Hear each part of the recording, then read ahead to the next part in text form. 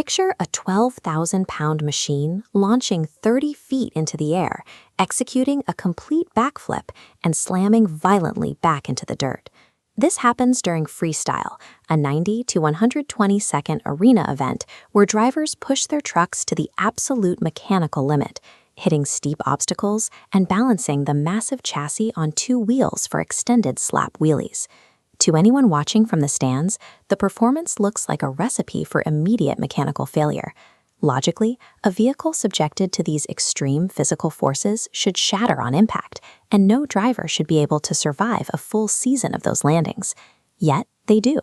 That chaos is a calculated result of precision engineering and strict human regulation. To understand how the impossible happens on the dirt, we have to deconstruct the three unseen systems operating during a single 2-minute freestyle run. The first system is the physical machine itself. We can see this most clearly in the tires, which manufacturer BKT has spent the last 10 years evolving specifically for Monster Jam. These custom builds are massive. A single tire stands nearly 2 meters high and weighs over 440 pounds. A specific internal pressure of 1.6 bar optimizes rigid stability and impact flexibility to absorb extreme drops. Deep center treads maximize forward traction, while shallower shoulders prevent sinking during sharp cornering. Thick rubber shoulder blocks grip the dirt, snapping a tilted vehicle upright.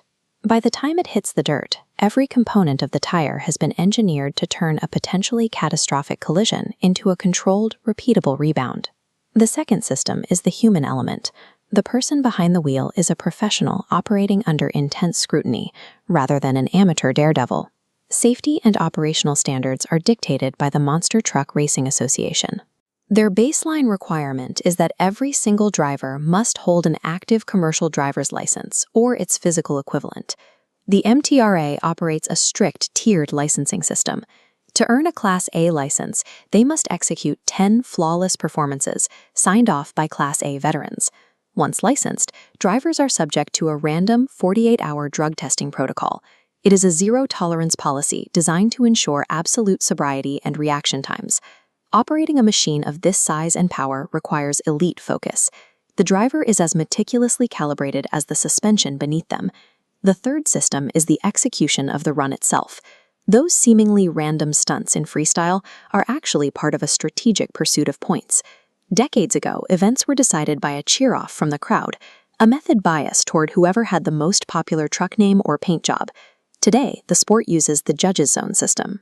The stadium crowd submits individual scores via mobile phones, which an algorithm averages to the 1,000th decimal point. To score high, drivers must hit strict criteria. They must maintain momentum, executing distinct tricks, pulling off dramatic saves, and using every second. That final requirement forces extreme strategy. If a driver takes a reckless risk and crashes in the first 30 seconds, they don't get a score, they get a 0. In the cab, the driver weighs the mechanical risk of a backflip against the decimal points required to take the lead, knowing that one early error results in a total loss of score for the event. When freestyle first emerged in the 1980s and 90s, it was an unscored encore. Drivers would simply bring their trucks out after the main races and roll them over crushed cars purely to entertain the fans.